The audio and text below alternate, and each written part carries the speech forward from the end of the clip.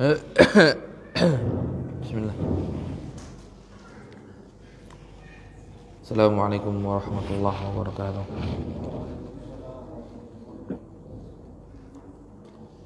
Alhamdulillah, hamdan katsiran tayyiban mubarakan fi kama yuhibbu rabbuna wa yarda, asyhadu an la ilaha illallah wahdahu la syarika lahu wa asyhadu anna Muhammadan abduhu wa rasuluhu sallallahu ala alihi wa sahbihi wa sallam tasliman mazida ma ba'd. Maka syarat yang selanjutnya, yang ke-6 adalah al-yaqin.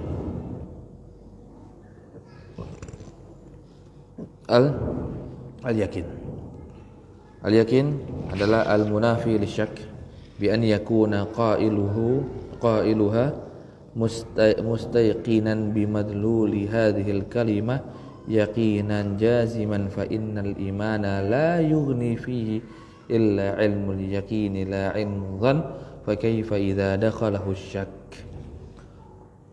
Maka syarat yang selanjutnya yang keenam adalah yakin. Ya, yakin.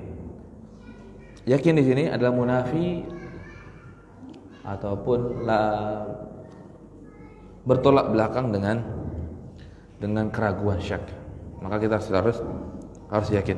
Maka seseorang yang mengucapkan la ilaha illallah harus yakin dengan kalimat tersebut dan juga dengan konsekuensinya dan juga dengan hal-hal yang lain berkaitan dengan keimanan. Harus yakin yang jaziman, yang teguh, tetap dan tidak berubah. Karena apa? Karena keimanan itu membutuhkan ilmu yakin. Keimanan itu butuh ilmu yakin, karena keimanan tidak boleh dikemasukan keraguan. Nggak boleh kita seorang muslim itu ragu, oh Allah itu ada, tidak, nggak boleh.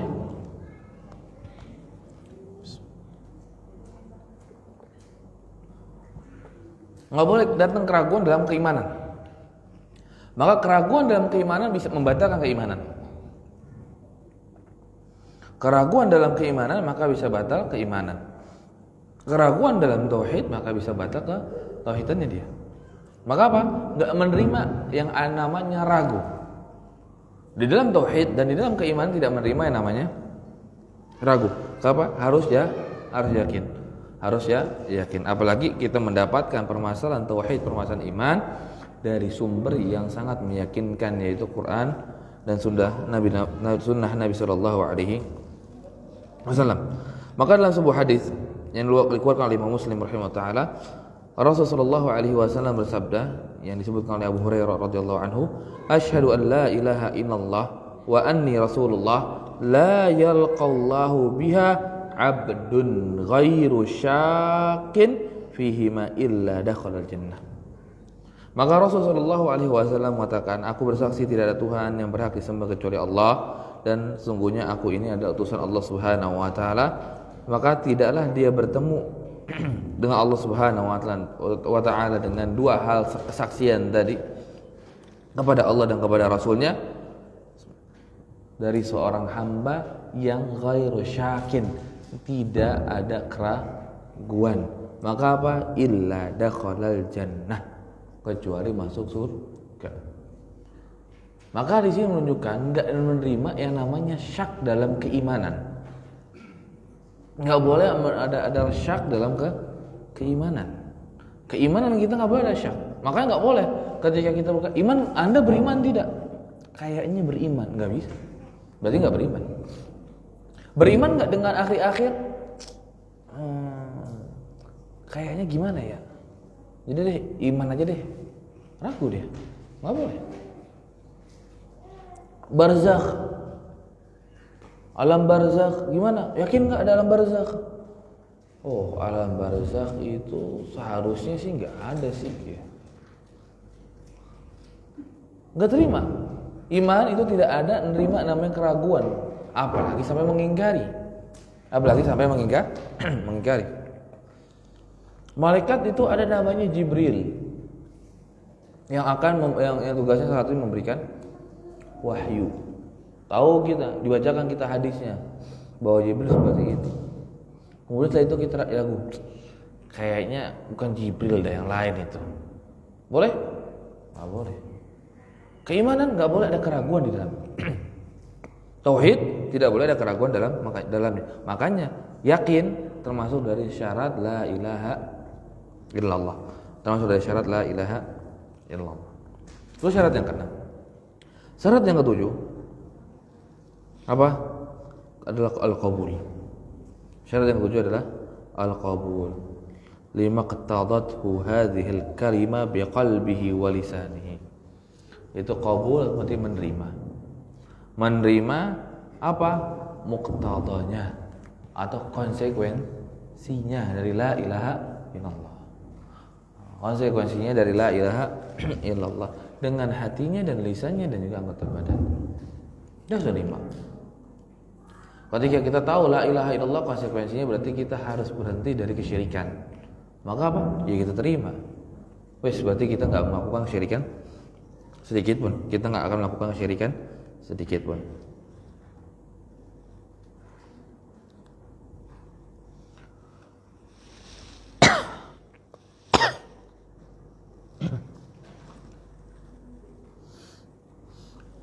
Maka kita akan lihat kisah-kisah dari umat sebelum Nabi Muhammad SAW. Ada kaum yang menerima, ada kaum yang tidak menerima. Umat Nabi Nuh ada yang menerima Nabi Nuh dengan risalahnya, dan ada yang tidak menerima Nabi Nuh. Kemudian Nabi Lot pun sama, ditolak, tidak menerima dengan apa yang disampaikan Nabi Lot. Kemudian Nabi Saleh dan nabi-nabi yang lain, karena apa? Mereka tidak menerima dengan konsekuensi dari la ilaha illallah. Maka mereka tetap melakukan kesyirikan. Mereka tetap melakukan kesyirikan. Maka untuk permasalahan qabul ini sangat banyak dalilnya. Ya, sangat banyak dalilnya yang dimana dari kisah-kisah dari umat sebelum Rasulullah SAW. Kemudian ke-8, dari sekarang yang terakhir adalah al-inqiyad. Al-inqiyad. Al-inqiyad berarti apa? Tunduk, patuh dengan kalimat la ilaha illallah. Tunduk patuh dengan kalimat la ilaha illallah, tunduk dengan patuh dengan konsekuensinya, dan tunduk patuh dengan syariat yang akan dibawa. Maka kita harus tunduk patuh. Nggak boleh kita mengingkari, menolak karena alasan ini nggak masuk akal, maka kita nggak usah diikuti. Kita membangkang, menolak. Maka enggak sujud ke kuburan, nyembah kuburan itu bukan syirik. Datang ke dukun itu bukan syirik. Sedangkan kita sudah jelas, maka dia nggak patuh sama sekali dengan aturan Allah Subhanahu wa Ta'ala.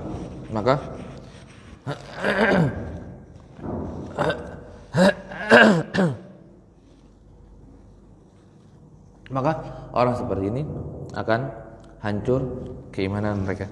Maka Allah Subhanahu wa Ta'ala berfirman, wa anibu ila rabbikum wa aslimu lah min qabli ay ya'tiyakumul adzabu thumma la tunsarun. Allah Subhanahu wa Ta'ala menyebutkan wa anibu ila rabbikum. Kembalilah kalian, bertaubatlah kalian kepada Allah Subhanahu wa Ta'ala. Apa kemudian? Wa aslimulah. Apa aslimulah? Maksudnya apa? Tunduklah, serahkanlah urusan ini kepada Allah Subhanahu wa Ta'ala. Jangan mentang-mentang kita sudah lama, sok-sokan kita. Enggak. Kita udah lama hidup, udah ngerti dengan asam manis garamnya dunia, jadi kita lebih sok-sokan, lebih sok tahu berkaitan dengan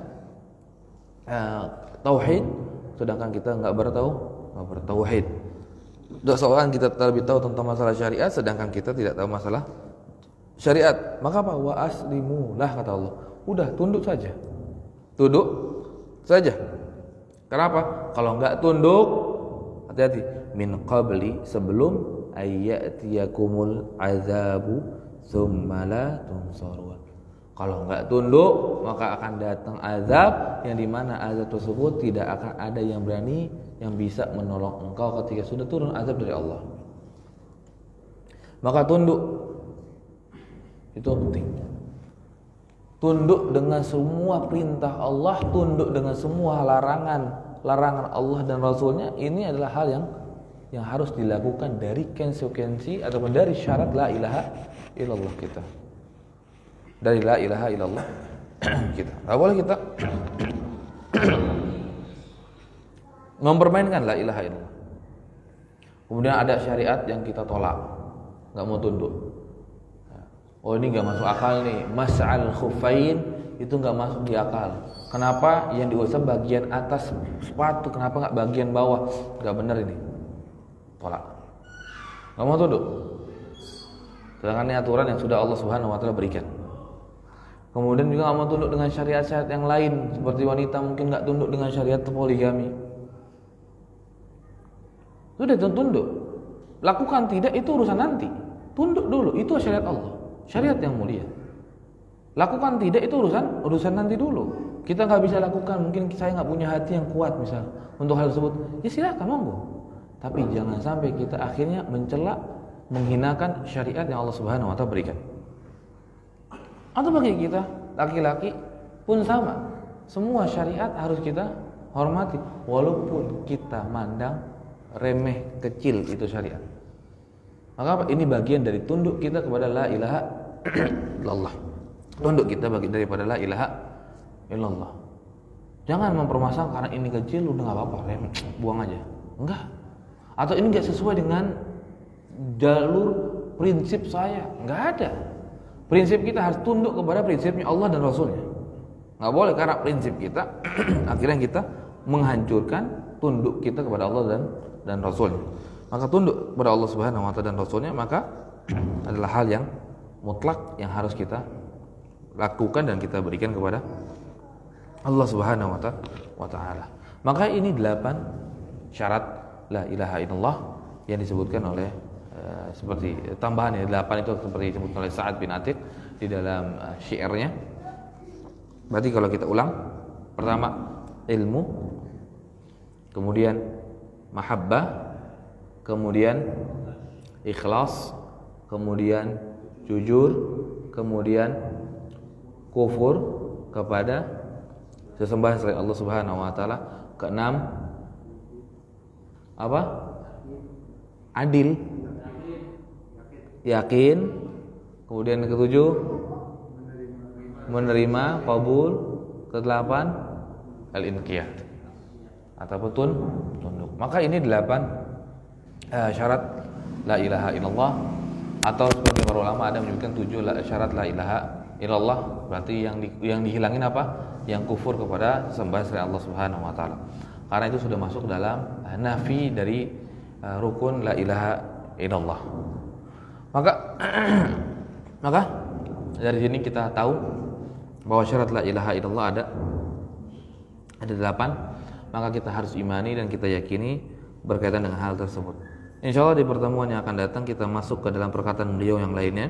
Fa'lam anna hadhil kalimah nafyun wa isbatun nafyun ilahiyyah amman siwa Allah ta'ala minal makhluqat hatta Muhammad sallallahu alaihi wasallam wa Jibril wa fadlan min an ghairihim minal awliya'i wa salihin.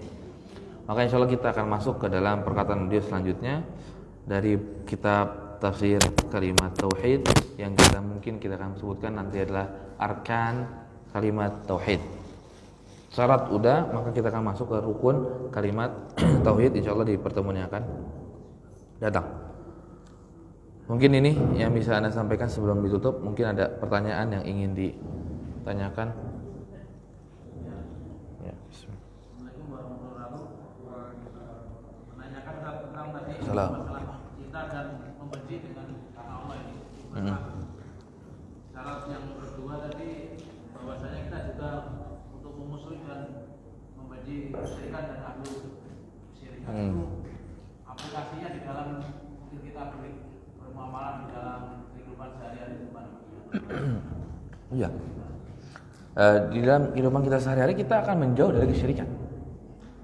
Kita akan menjauh dari kesyirikan tersebut dan kita tidak akan mau dekat-dekat dengan kesyirikan itu.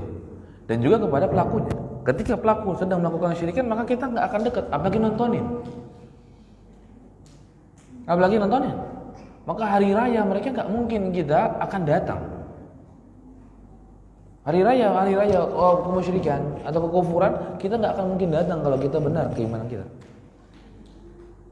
Nah kalau kita datang, berarti nunjuk apa? Ada masalah. Kenapa kalau kita bisa datang dan memperhatikan dan menyaksikan sebuah kesyirikan atau sebuah kekufuran yang ada di depan mata kita sendiri? Maka ini menunjukkan apa? Dia nggak benar dalam membenci kesyirikan dan juga pelaku kesyirikan ketika itu. Sedang ada interaksi kebal. Mana yang lebih suka orang rakyat Indonesia? Nonton atau tinggalin? Nonton kan? Wow, nyubur api. Mungkin itu kalau pakai bensin ya. Mungkin bukan sebuah sihir. Pakai bensin di mulutnya udah sembuh bus ya. Tapi kan sebagian apa? Ada yang nyayat-nyayat tubuhnya, ya kan? Tapi nggak terluka. Dengan hal-hal yang lain, makan beling dan makan sesuatu yang lainnya, menunjukkan atraksi-atraksi yang ada. Sedangkan itu ada sebuah hal yang dia kerjasama dengan jin, dengan syaitan, dan kita bisa nyaman duduk nonton. La haula wala quwwata illa billah. Menunjukkan apa? Bahwa diri kita tidak membenci kesyirikan dan juga pelaku kesyirikan. Maka kalau kita benci dia, masih akan kita jauhi. Kita nggak akan dekat dengan kegiatan kesyirikan mereka. Tapi di dalam muamalah biasa, masalah muamalah duniawiyah, ya maka kita masih boleh bermuamal dengan mereka. Ya seperti para sahabat di kota Mekah, mereka bermuamal dengan orang musyrikin. Kalau enggak, ya mereka nggak bisa makan. Ya mereka nggak bisa jual beli dong. Maka ketika terjadi boikot, maka mereka akan susah. Tapi sebelum dia terjadi boikot, maka para sahabat masih bisa makan karena bisa beli di pasar. Masih bisa beli di pasar. Maka itu boleh. Kalau masalah muamalah duniawiyah maka boleh. Yang penting di dalam muamalah tersebut sesuai dengan aturan kita, syariat Islam, dan kemudian yang kedua apa? Tidak ada unsur kesyirikan dan kekufuran di dalamnya. Maka itu boleh. Tapi kalau mereka sudah mulai nyentuh dalam permasalahan agama mereka, maka kita akan menjauh. Enggak akan kita dekati. Itulah kurang lebih aplikasi dari membenci kesyirikan dan juga pelakunya. Ada lagi yang ingin ditanyakan?